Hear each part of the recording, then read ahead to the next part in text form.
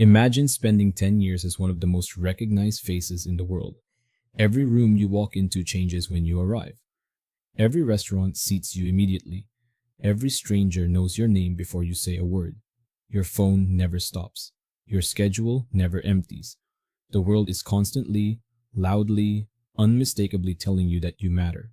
And then one day, slowly at first, and then all at once, it stops. The calls thin out. The invitations slow down. The strangers who used to stop you on the street walk past without looking. And the silence that follows is not peaceful. It is devastating, because the person standing in that silence has spent a decade building an identity entirely around something that no longer exists. What happens to a human mind when the thing it organized itself around simply disappears? This video is going to take you inside the psychological reality of what happens after fame ends. Not the financial side, not the career side, the internal side. What fame actually does to a person's sense of self, their mental health, their relationships, and their ability to function in ordinary life once the spotlight is gone. This is a story that plays out more often than the public ever sees, because the people living it are rarely given the space to talk about it honestly.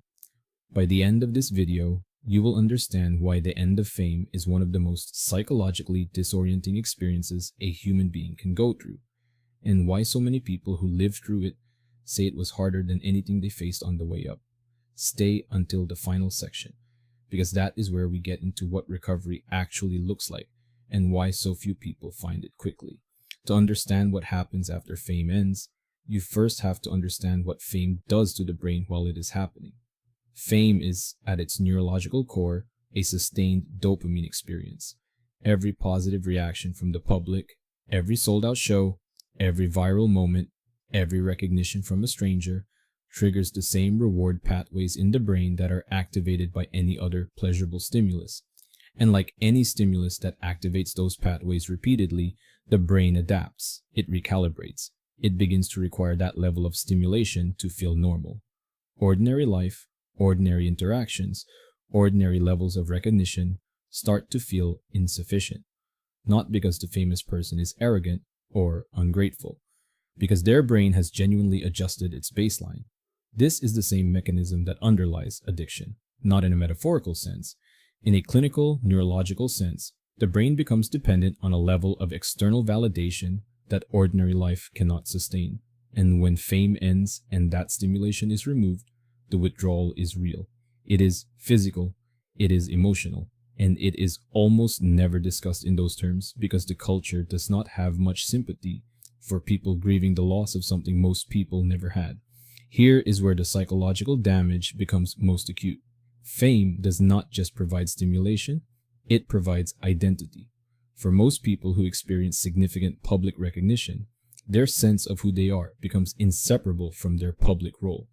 The actor is the roles they played. The athlete is the sport they dominated.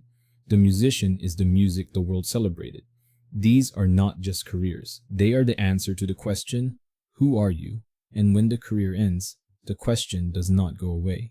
It becomes louder, more urgent, and for the first time in years, there is no ready answer. Psychologists who work with former public figures describe this experience consistently as an identity vacuum, a sudden, destabilizing absence of the self-concept that organized everything. The person knows their name, they remember their history, but the framework through which they understood themselves and their place in the world has collapsed. And rebuilding an identity from scratch, in private, without the feedback of public recognition, is a task that most people who experience post-fame collapse are completely unprepared for. Nobody prepared them for it, because while they were famous, nobody wanted to talk about what came after. Now here is the part that makes the psychological collapse significantly worse. The social environment that surrounds a famous person is almost entirely conditional. The entourage, the industry contacts, the people who filled the schedule and the social calendar. Most of them were present because of what the fame provided access to: opportunities, connections, proximity to power, and visibility.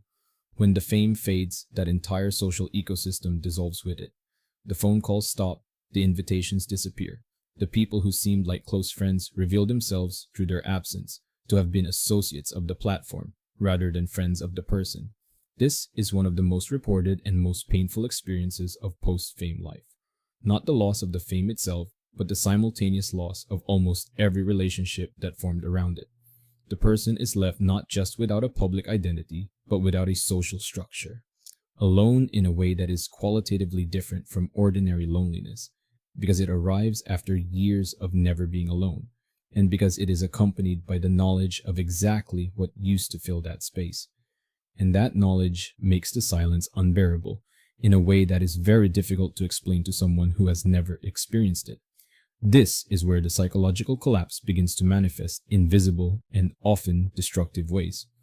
People who are experiencing fame withdrawal do not always recognize what is happening to them. They experience it as depression, as restlessness, as an inability to find satisfaction in anything ordinary life offers, and because the source of the problem is not identified clearly, their responses are often misdirected. Some people attempt to recreate the conditions of fame at any cost, chasing relevance, taking projects far beneath their previous standard, behaving in increasingly provocative ways, publicly in an attempt to generate the attention that once came naturally. Some turn to substances, because substances activate some of the same reward pathways that public recognition once did, and they are available in a way that the spotlight no longer is. Some withdraw entirely and disappear into a depression that goes unaddressed for years, because asking for help requires admitting a kind of grief that the culture does not validate. You are not supposed to mourn fame. You are supposed to be grateful you had it. That cultural expectation keeps people suffering in silence long past the point where intervention could have made a genuine difference. The end of fame is not just the end of a career. It is the end of a psychological architecture that the person built their entire sense of self around, often without realizing it. The brain adapted to a level of stimulation it can no longer access. The identity collapsed without the public role to sustain it. The social world evaporated along with the platform that held it together. And the behaviors that emerge from that collapse are not character flaws. They are the predictable responses of a human mind trying to cope with a loss it was never prepared for, and that the world around it refuses to take seriously.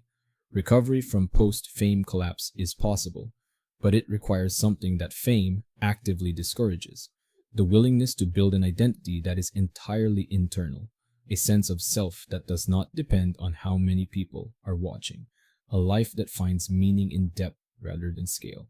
That is not a small thing to build, but for the people who find their way to it, it is the first time in years that what they feel is actually their own. If this video gave you a new way of thinking about fame, identity, and what public life actually costs the people living it, there is another video on this channel that connects directly to this one. Go watch it next. Subscribe if you are not already here, because every week this channel goes deeper into the stories and systems that most people never see clearly. You do not want to miss what is coming next.